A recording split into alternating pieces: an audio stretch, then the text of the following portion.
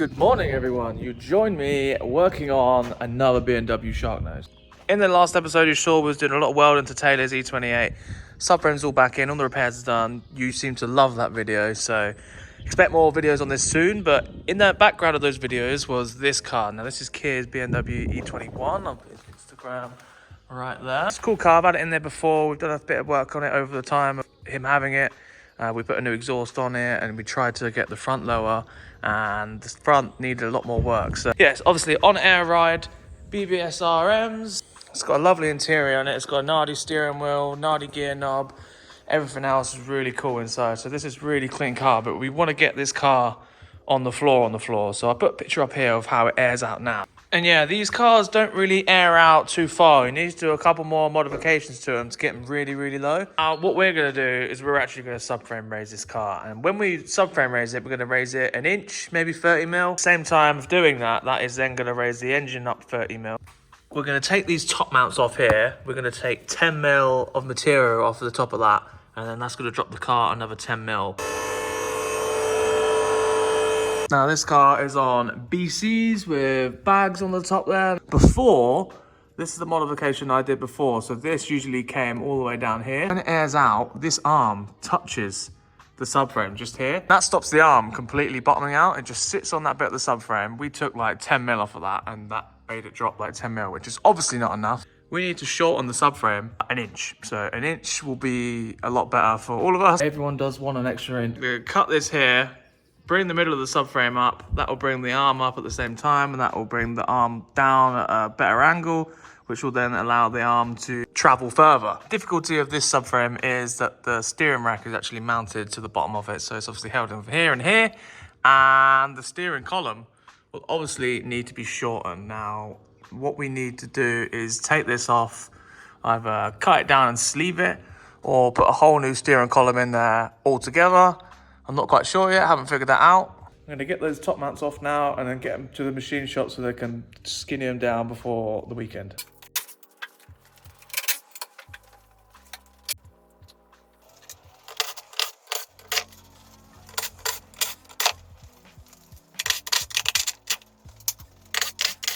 There we go, these are the bits we've taken out. 20 mil thick, that's a big piece. It doesn't need to be that thick. We'll obviously knock the studs out and then, well, to be fair, we could knock them off the bottom. No, we need to take that material off the top here, this edge here. 10 mil off that and then we drop the car 10 mil. You might be thinking 10 mil, is it really worth it?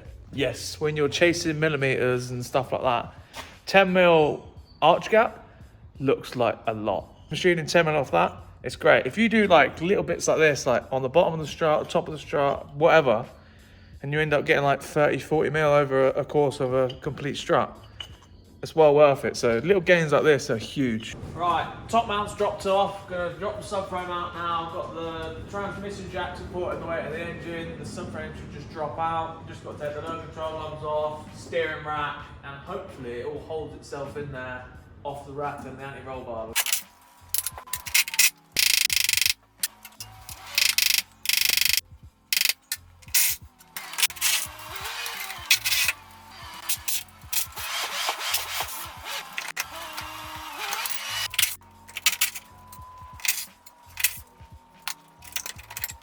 Right, so with the subframe removed, we get a good picture of what we're dealing with. So before I even start, I am going to clean it up and get it into metal all the way around. I have already modified this subframe before. I'm pretty sure this came all the way around here. I can't really remember. I put this little square patch on here to let the arm go up a little bit further. So obviously I want to shorten this by 25 mil. I want to keep this locator at the top here. This 25 mil down to here and then cut all the way across. We'll be able to keep some of this shape and sort of tie it in and blend it a little bit. And I think it will look OEM again, or OEM as it can be. And then I am going to open this little section up here as well. Obviously on this side, the chassis rail comes to about here, right? Now, this section here is going to be in the way because obviously it doesn't slip down 25 mil. So we need to like recess this, come this way, so we've got enough clearance to the chassis rail to this engine mount. So this side's a little tricky and it's not exactly the same. I'll clean it up and get to work, shall I?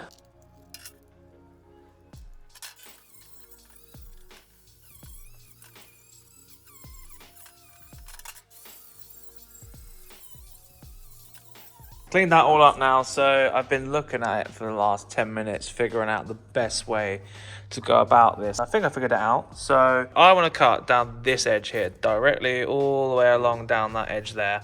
There's obviously loads of different levels to it, but if we can keep that all the same, and then we cut down there, and then we cut flush to this pedestal here, and then the same again for this side. This little cylinder sleeve in there, take 25mm off the bottom of that, and then obviously take 25mm off the side of here, and then obviously off the side of here. Drop that whole bracket down, and then we can obviously weld the sleeve back onto this. And then we get to keep all of this excess material all the way around here. Obviously, we're not really affecting anything else apart from this outer edge skin here. So when it comes to welding it back together as well, we can obviously put the bolt straight through here. Bolt it up together, and then that way we know that this is not going to be in there like this or this, because it's bolted together here and it can't go anywhere else. I think it makes sense. I'm just going to start cutting it up and come back to you.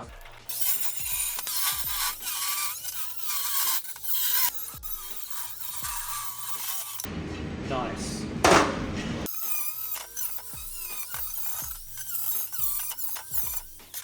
I'll obviously cut 25mm off of this, off the bottom of there. And obviously that follows on the whole way. And that can go on there like that. And we've got that bit, this is important, keep the bottom of that. And then we can locate it again through here. When that's located,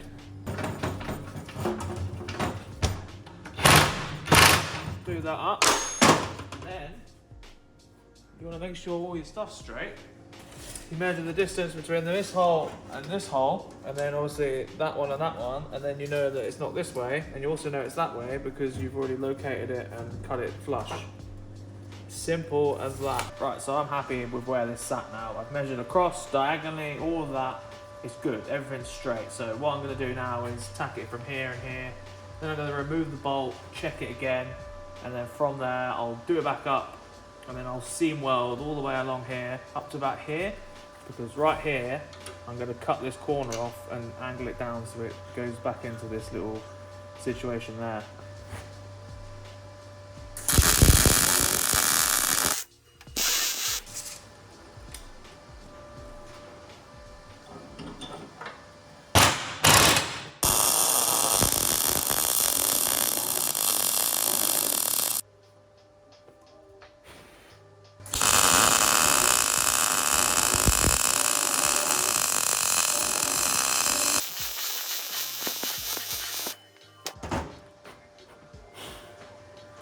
That's hot. This is the part here. I'm going to cut it along there and hopefully angle it so it flows back into here. And then I can get a nicer weld along this edge as well.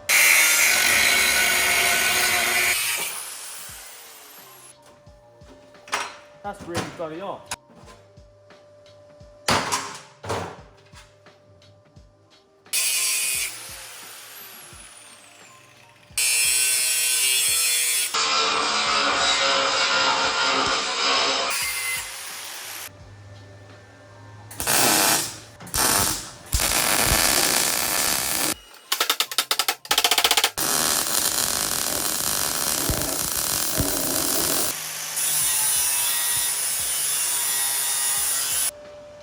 One shortened side, one stock-ish side. So I'm going to cut this about on camera, do exactly the same as I did to that one, and I'll join you again when I'm plating in the engine mount. So there's like a little hole there, which I'm going to cut into that corner, go diagonally across it up here, and then obviously the engine mount only sits here. So I'm going to basically come down at an angle like this, and then when this goes back down, it will be sort of like an L shape almost. Okay, so both sides of the subframe are actually now done. Obviously, I haven't plated up the extra engine mount set up there, so I haven't done that yet. I'm going to focus on trimming out this area here, so I'm going to do a little recess cut for this arm just here. So where that goes there, I'm just going to do a little relief cut and then tub that section here effectively, so this arm can have a little bit more travel if it does desire. So yeah, doing that. Exciting news for me is that F1 cars are on track today, so I'm going to do that while watching the Formula 1 all at the same time, so I'll join in a second. Little recess hole there, goes all the way in it, and then that way, what we know is that if we do need any more low, we're not going to be limited by that. There's that little recess there. Now, if you look at it from this angle, this is where the arm would have stopped before. However, after taking what, not even 10 mil out of there, so much more travel, and it just works. So pleased with that. That's one side done, and I'll obviously do that on the other side as well. And that makes it a pair. Two of those that come out pretty decent. I like that. Looks cool. My little reinforcement plate, just welded one onto this side here, so it just completes this area like that. And we don't have like a jagged edge basically, so it flows nicely. I wish I could put like this edge on it all the way around, but it'd be stronger like that anyway. And it doesn't really matter, but there we go. That's one side done. This side is the side with the engine mount, so I'm going to put this reinforcement on here and then do the engine mount blanking plate. Basically just going to blank that off there, and then that will be done.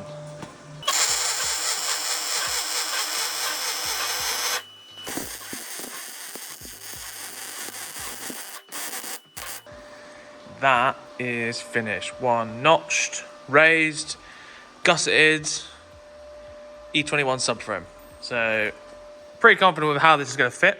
It shouldn't affect anything that we've done clearance wise. Like obviously we notched the engine mount here, and that's exactly where the chassis rail is going to sit, so it should be absolutely fine. I'm hoping. Maybe that doesn't fit there, I don't know. I'm going to paint it anyway.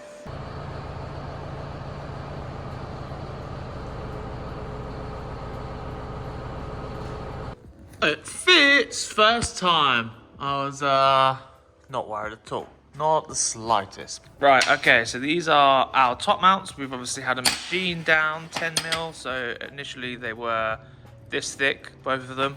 And now they're obviously this thick each. So 10 mil off the top of it lowers the car 10 mil. From stock, obviously the adjustment, where is it, is dead straight. Now I'm gonna turn it a little bit and then re-drill it just around here. And that way, we add a little more caster as well, sort of backwards towards the bulkhead. Now, adding a little more caster will benefit this a lot, because the more caster you have, the better clearance you will have on your arch to wheel.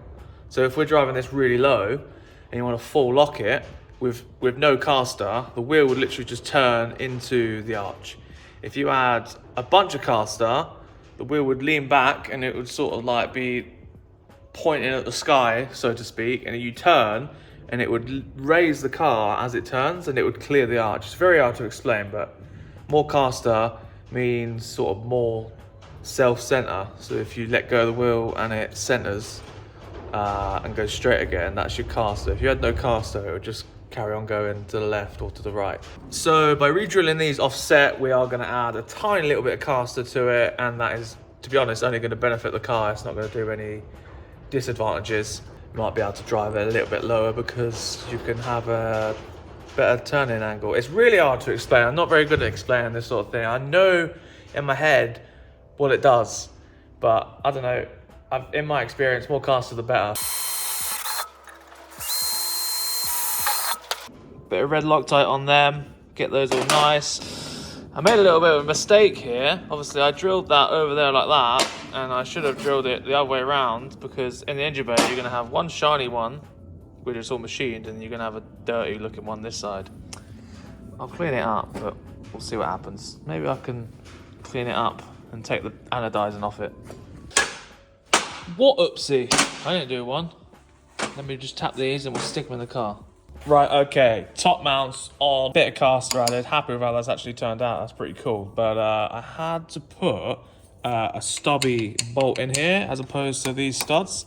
So when we put it on full camber, the bearing actually hit the cap head of here basically from the bottom. So obviously I took it out, shortened the bolt and then put it in there. Adapt, improvise, and overcome. Now, next point, I'm going to take this filter off, but before I do that, I am going to get this off, which I am actually getting off with this ruler, which is actually working pretty decent. Got to go gently with it, but hopefully try and get it off in one go. It's very sort of like delicate, but I don't want to make a mess, and this is working brilliantly.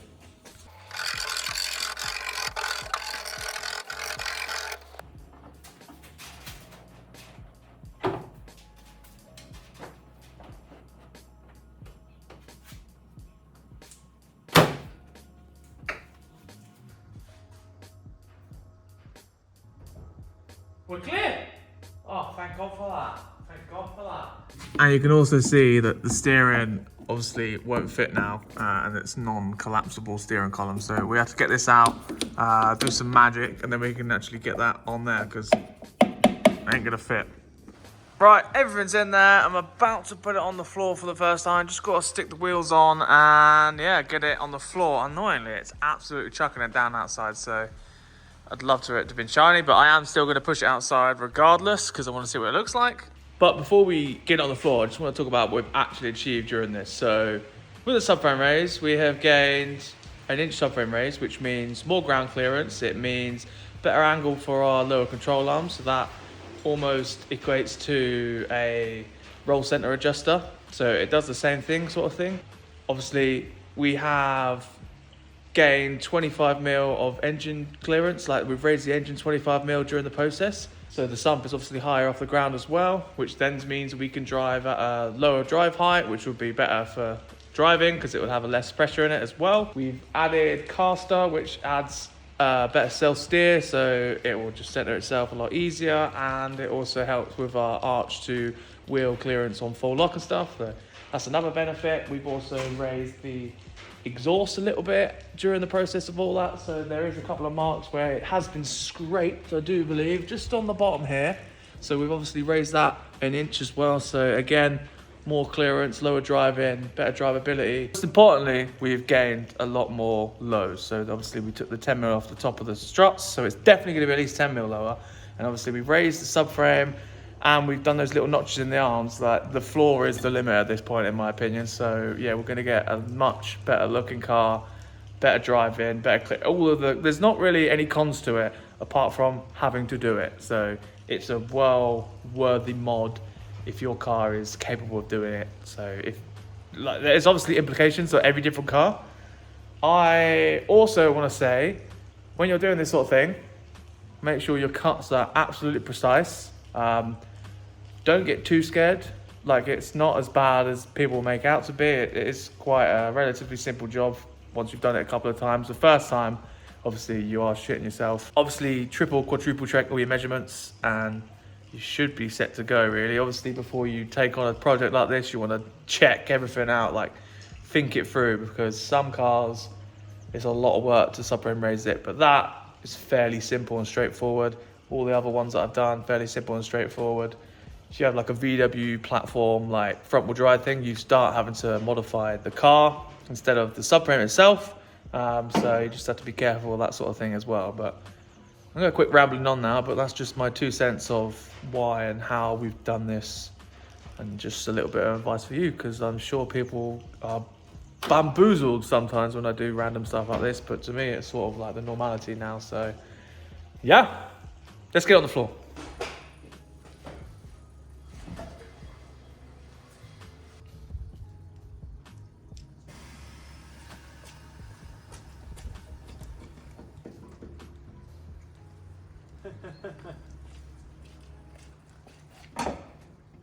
Oh, it's no steering.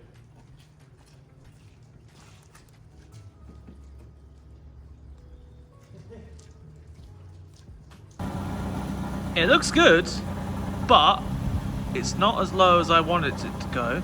So I'm thinking, well, I've had a look underneath and nothing's hitting the floor, and I believe that the bag's bottomed out before it's aired fully out. So I'm gonna see if I can wind those bags down and then try again, because I want that to tuck like that. It'll be mission failed if that is the case. Right, got that all loosened off. I can literally wind the bag further into the strut. So I'm going to wind that as far down as it can go, and then in turn that will pull the wheel up without affecting any of the suspension, and more drop. Let's try this again, shall we?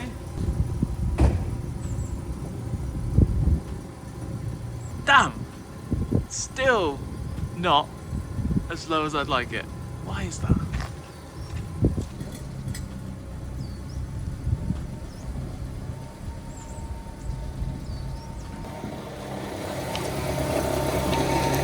The exhaust is on the floor, stopping it from going any lower.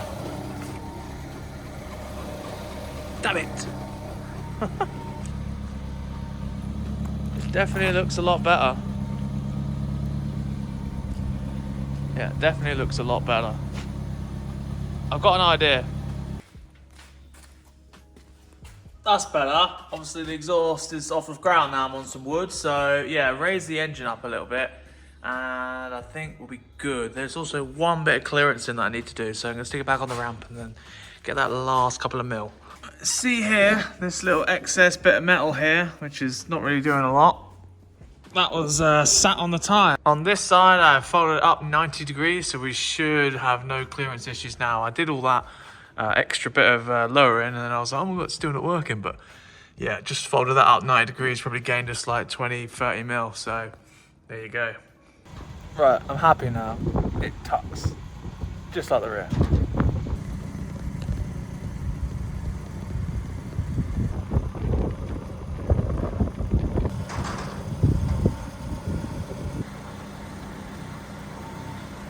There you go. Bmw E21, subframe raise, all of that stuff. As low as it could probably go, really. To be fair, I could chase a couple of more millimeters, which I might do off camera and update you, but in the grand scheme of things, you can see that it's very much a lot lower now. The exhaust is pretty much on the floor. I got the engine as high as it can go. Trimmed the top of those arches down, well not trimmed them, like folded them out of the way. We are literally chasing the tiniest little bits of millimeters now, so yeah, I'm happy with how it's come out. I think it looks so much better. It literally looks completely different to what it did before it came here, and I'm sure Kia's going to be absolutely over the moon with it. So yeah, if you made it to the end, thank you for watching.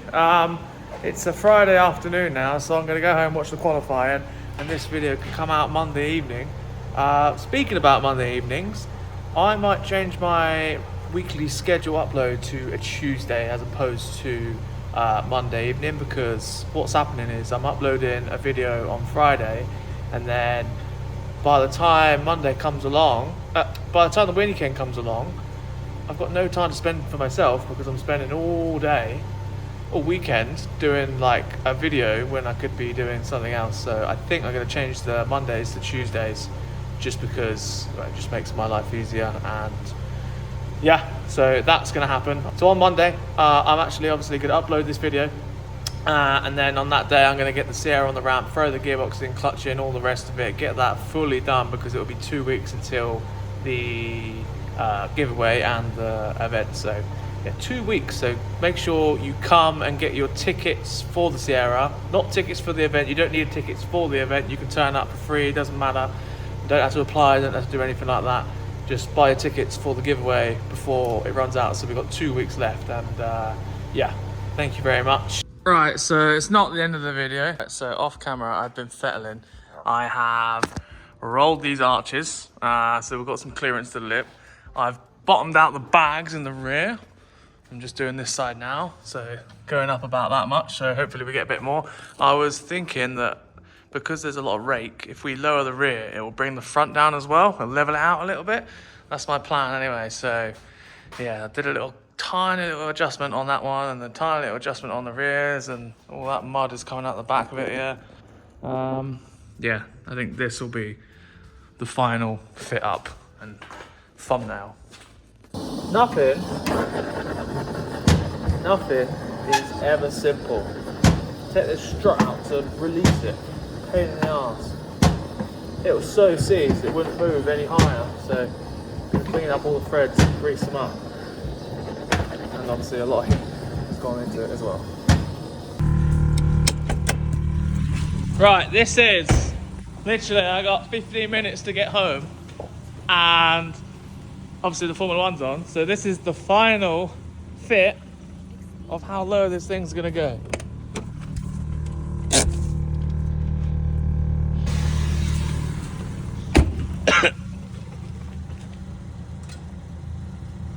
It's on the floor. There you go. It's tucked in a lot more at the rear. Tucking a lot more. Tucking on the front. Done. Can't get any lower than that. Yes.